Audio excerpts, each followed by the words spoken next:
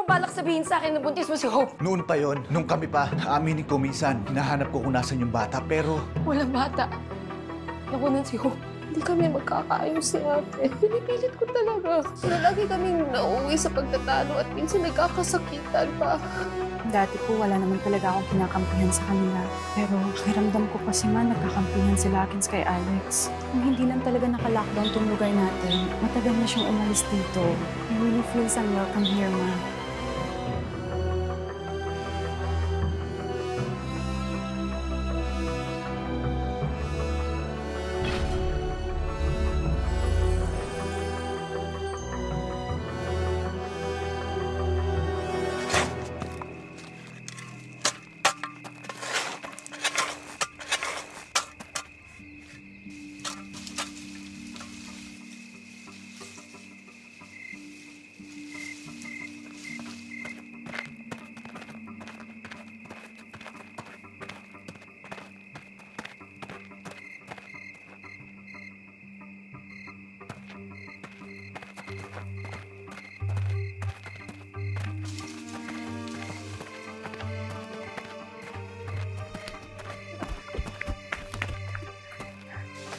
Diyan ba? Parang dito yun eh. Bukas na lang kaya natin hanapin. Hindi tayo sigurado kung nandito pa ba yung kwintas bukas. Mas maaga nating makita yung kwintas, mas mabilis nating mapapaamin si Tita Joy sa ginawa nila. Eh baka wala talaga silang binaon sa lupa. Ano yun, May? Nag-imagine tayo? Kaya nga lang yun. Sigurado ka? Tara na, maghanap ka na. Ay! Anong ginagawa ninyong dalawa dyan? Pasok na kakain na! O dinip ba kayo naglalantian? Dapat sa liwanag kayo naglalantian para magkaroon ng linaw ang status ninyo? Opo. Ayoko sa mga batang ito. Tumulungan na lang kami. Wow, Joy. Ang sarap nitong kare-kare, ah. Matatapatan mo na ata yung kare-kare ni Kitty, ah. Excuse me? Kamusta naman, love? Di ba paborito mong kare-kare? Parang kulang sa lasa. Parang minadali po kasi yung peanut sauce eh. Yeah. Siguro ready mix yung ginamit. Yung kay Manang Kitty po kasi made from scratch talaga yun. Di ba, Manang Kitty? Of course, baby boy. Hindi po. Okay naman po yung lasa. Pwedeng-pwede na. Kung ayaw nyo ng ulam, pwede naman kayo magdilata dyan. Well, nasa harap natin ang biyaya at dapat na magpasalamat tayo dahil maraming tao na naghihirap at walang makain. Eto tayo, may mga pagkain tayo masasarap. Siya nga pala, next week, meron kaming pre-nuptial shoot ni Jose. Talaga ma? Prenup? Yes! Regalo yun ni Joy. Mahirap naman tumanggi sa regalo ng isang anak at meron daw siyang kaibigan na sikat na wedding photographer. Oh, Max. Prenup? Di ba parang kaartihan lang yun? Naku, simple lang naman. At saka isasabay ko na yung ating family picture dahil nandyan na rin yung photographer. Susunod naman sa shooting protocol yung kaibigan ko. And malaking discount yung binigay niya sa akin. Photographer pa yun ng mga stars, ha? Ma, di ba hindi pa natin nahahanap yung necklace mo? Tapos magpapapasok na tayo ng ibang tao dito sa bahay? Di ba pwede naman i-cancel na lang yung kaartihan na yan? Cancel? Love, naniniwala akong pinapaligiran ako ng mabubuting tao dito sa aking tahanan. At kahit nawawala yung kwintas, alam ko na lilitaw din yun. Ngayon, imbis na nag-aalala tayo araw-araw, mabuti pa gumawa tayo ng mga activities na nagpapasaya para sa buong pamilya. Di ba? Kumain kayo ng kumain. Magpasalamat tayo because we are blessed.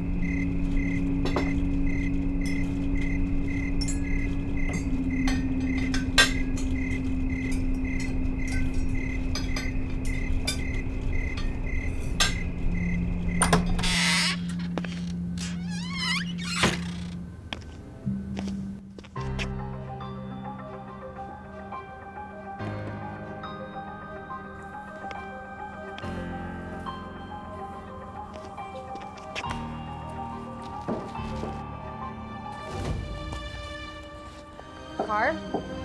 Ano yan? Oh, Hope. Anong ginagawa mo? Ba't gising ka pa? Ikaw ang dapat tinatanong ko. Ba't kising ka pa at anong ginagawa mo? Ikaw kumuha ng necklace ni Mama, no? Hey! Bawain ka pala, ha? Stressed ako eh.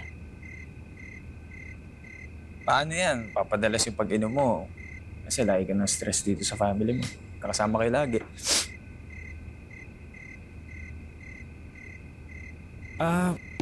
By the way, kamusta pala yung mga natitira mo negosyo? Hope, sandali! Akin na yan!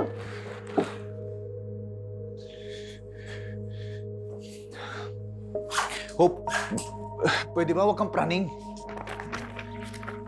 Divorce papers?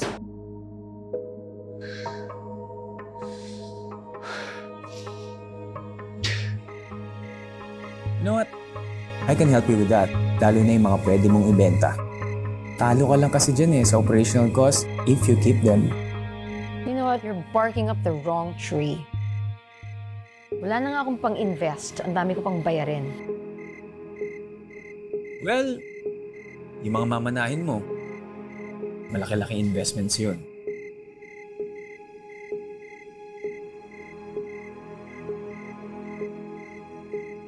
Ilang araw na tayo magkakasama dito sa bahay. Obvious naman siguro na hindi kami okay, di ba? Mabuti na lang at sa Amerika kami pinanganak pareho. At doon may option ng divorce. Ang totoo nga yan, ang tagal na niyan sa akin eh. Palagi na lang ako nag-aalang ituloy. Hanggang inabutan na ako nitong pandemic na to. But why? Hope. Ilang taon namin pilit na inayos. Pero para na lang kay Noel, para na lang sa negosyo. Wala nang para sa amin. At alam ni Love yun. Carl naman, makikipag-divorce ka ngayong pandemic? Bakit? May pinipili bang oras yung pagdi-divorce? Hope, ang tagal kong naduwag para dyan. At siguro ito na yung tamang panahon. Alam mo, you're so unfair. Patong-patong ang problema ni ate, tapos ngayon ka makikipaghiwalay? Oo, ngayon. Hope, kasi na-realize ko, ikaw pa rin talaga.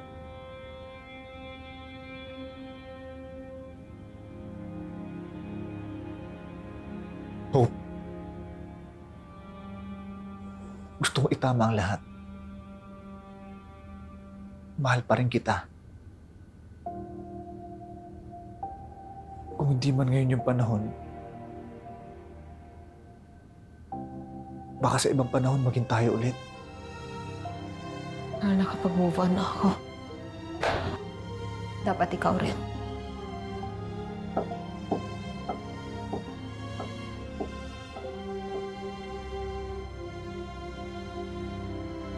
Finally, Ninang Pete, thank you for taking my call. Yeah, kasi we need your help. Diba meron pang mga properties si Papa na hindi pa namin naliliquidate? Well, dahil biglaan nga ang pagkamatay ng Papa mo, may mga properties pa kasi siyang hindi nasama dun sa last will and testament niya. Exactly, Ninang Pete. Kaya nanghihinayang kami kasi hindi naman namin napapakinabangan. Diba sayang naman? Teka, alam na ba ito ng mama mo? Pati ng mga kapatid mo? Yes, of course, Ninang Pete. And because ako yung panganay, sa akin na-assign yung pag-handle ng properties ni Papa. I see. Sige, I'll set you a meeting with my assistant so she can discuss with you the details of Anton's assets and give you some legal advice. Thank you so much, Ninang Pete. You're such a big help to all of us. Matutuwa si Mama. Good to hear. Oh, ikamusta mo na lang ako sa mama mo. I will. Okay, bye, Ninong. Thanks.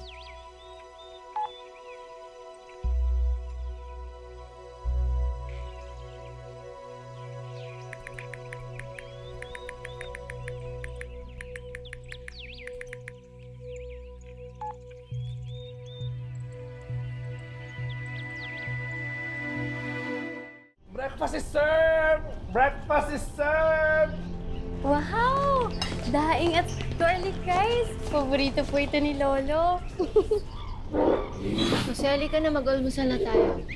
Mamaya na lang ako. Hindi pa naman ako gutom eh. Tsaka kasi tatapusin ko pa yung aging na ginagawa ko doon sa may bakuran. Baka abutan ako ng ulan. Eh, paborito mo pa naman itong ulam, oh. Pagtabi nyo na lang ako mamaya. Sige po, Lo. Dala na lang po kita. Parang di pa matutuloy yung prenup shoot, ha? Ma, okay lang ba kayo ni Mang Jose? Okay lang kami. Huwag niyong pansinin yun. Mahiyain lang talaga si Jose. Tsaka hindi siya mahilig makipag-socialize. Sige, kumain na kayo. Kumain ka ng puts, baby boy, ha?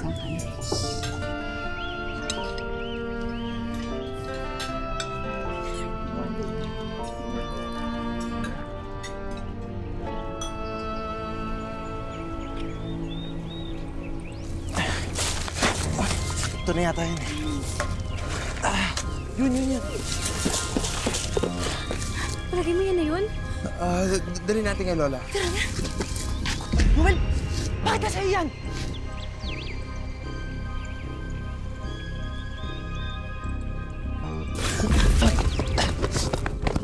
Noel! Noel! Noel! Di sa iso! Akin na yan! Hoy!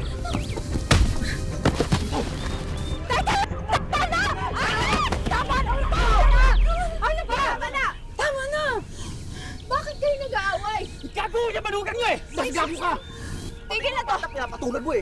Tumigil kayo! Wala kayong respeto sa pamamahay ko! Bakit kayo nagtatalo? Noel? Mylene? Ano ba talaga ang nangyari? Bakit? Lola, na-discover po kasi namin na si Sir Alex po yung kumuha ng kwintas nyo. At alam po yun ni Miss Joy. Ano? Lola, maniwala po kayo. Nakita po namin sila no isang gabi, nagtatalo sila tungkol sa pagkuha ng kwintas. Tapos po kagabi lang nakita din namin sila. Binoon po nila ang kwintas dito. Anong pruweba nyo? Naghukay kami dun kanina. Nakita namin yung box na yan. Ito ba? Ito? Kaninong baril yan? This is my gun, tita. Eh, nasan yung kwintas? Hindi ko po alam. Baka akala nila yun yung pinag-uusapan namin ni John yung nakita nila kami. Pero wala po kaming kinalaman dyan sa kwintas na yan.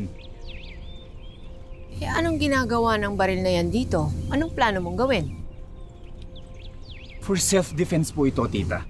May lisensya po ako and I have high-profile clients and basic security measure po ang baril. Hindi ko lang po talaga naalis to nung nag-e-empake kami ni Joy papunta rito. Ma, I'm so sorry. Yan po talaga yung pinagtatalunan namin, Ma. Nung nalaman kong dala-dala niya yan, nag-freak out na ako. Hindi ko siya tinantanan hanggat sa pumayag siya ibaon yan dito. Kayo kasi, puro kayo suspetsa, puro kayo bintang. Alex, ako na mismong humihingi ng paumanhin para sa mga nangyari ngayong araw na to. Noel? Mylene? Carl? Hindi ganito magtrato ng mga bisita sa ating tahanan. Ayoko nang mangyari pa ito uli. Naiintindihan niyo ba? Opo, Lola. Pala.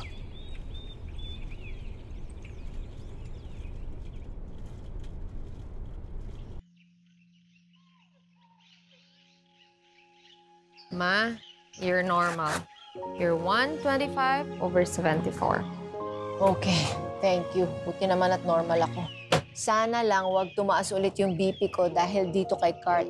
Sinuntok ba naman si Alex? Ma, akala kasi ni Carl, inaaway ni Alex si Noel. Normal lang yun. Hindi tama yun.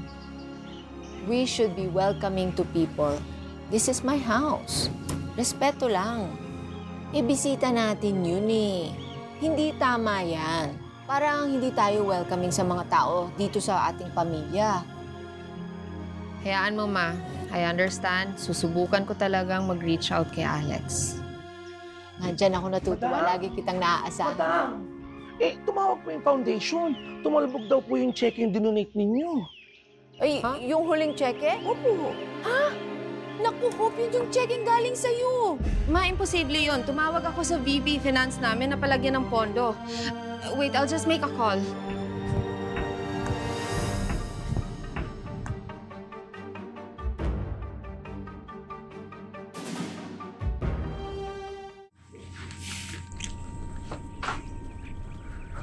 Hello,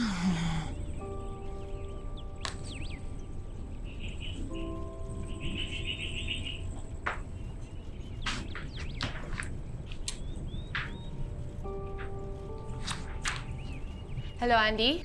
Kumusta dyan sa office? Okay naman, ma'am. Same. Can I ask a favor? Pwede bang i-check niyo sa accounting office kung nandun ba si Vice President Marge? Nag-deposit kasi ako ng cheque tapos tumalbog. Para sana yun sa foundation ni Mama yung donation ko. Oh my. Baka may incorrect data lang na na-input ang bank. Okay, ma'am. I will check it right away. Tatawagan kita kaagad. Okay. Thank you.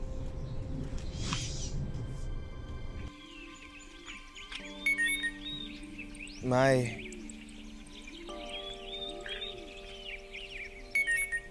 Maylene. Bakit naman nito? Makulit talaga ako kaya sagutin mo na ako, please.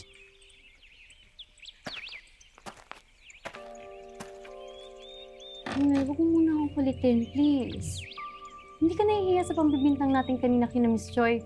Ako nahihiya. Oo, nagkamali tayo. Pero di naman natin sinasadya eh. Mabuti naman intentions natin, di ba? Sadyang nagkamali lang talaga tayo, sorry. Well, hindi ganun kasimple yun. Madaling sabihin yan sa'yo dahil parte ka ng pamilya. Kahit anong pagkakamali mo, patawarin ka nila. Eh ako, sa bawat pagkakamali ko, pipintas na naman sila kay Lolo. Lahat ng kilos ko, Noel, babalik at babalik lang kay Lolo. Kikits mo ba yun? Maylene! Maylene! Gets.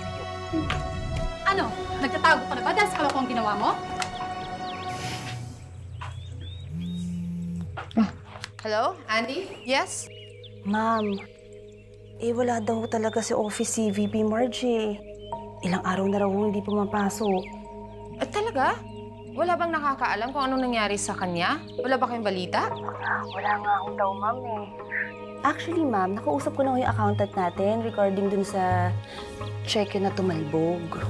And? Oh, ma'am, wala daw talagang funds yung account. Imposible. Yun nga din yung sinabi ko eh. They're checking it now. Nakikipag-coordinate na rin sila sa bangko. Okay. Well, keep me updated. Bantayan mo, Andy, ha? And call me anytime kung may napansin ka. I will only have a talk later online. So, basta, just keep me updated always. Okay, ma'am. Noted. Okay.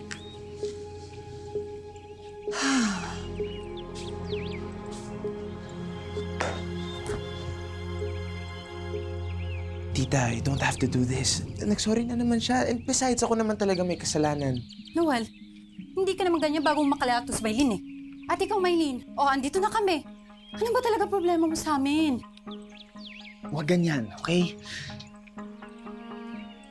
Maylene, may gusto lang naman kaming malaman.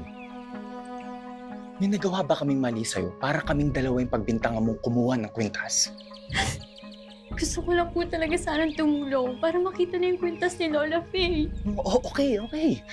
Pero tingin mo ba makakatulong yung pagturo mo sa amin kahit wala ka namang ebidensya?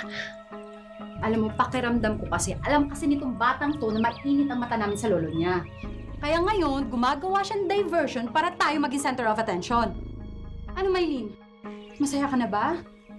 Ito ba talaga gusto mo? Tita, ano ba? Ano ba, Noel? Nawawalan ka na ata ng galang. Sa kanya mo ba natutunan yan? Sasabihin ko sa mama mo na masamang impluwensya yan sa'yo. Tama. Anong nangyayari dito? Iiyak. Nagsorry na yung mga bata, di ba? Ano ba bang gusto nyo? Nagkamali lang sila eh. Alex, kung kulang pa yung sorry ni Maylene sa'yo, ako na mismo ang humihingi ng kapatawaran, ha? Ganon din sa'yo, Joy. Sorry, ha? Pero sana, hayaan nyo, ako na mismo ang dumisiplina sa apo ko. At kung may problema kayo, ako na lang kausapin nyo. Ha, Joy? Mang Jose, pagsabihan niyo kasi yung apo niyo. Lumugar siya at huwag siya mangalam sa buhay ng iba.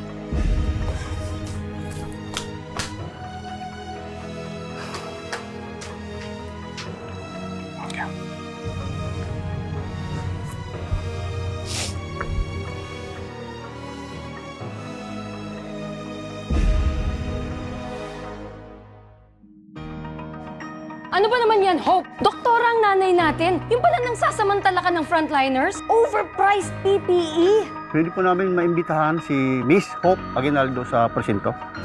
Anong gagawin ko? I'm innocent. Tagal mo sarili mo, anak. Eh di lumabas yung totoong kulay mo. Tama na! Di ba kayo naaawa sa akin? Pagod na ako.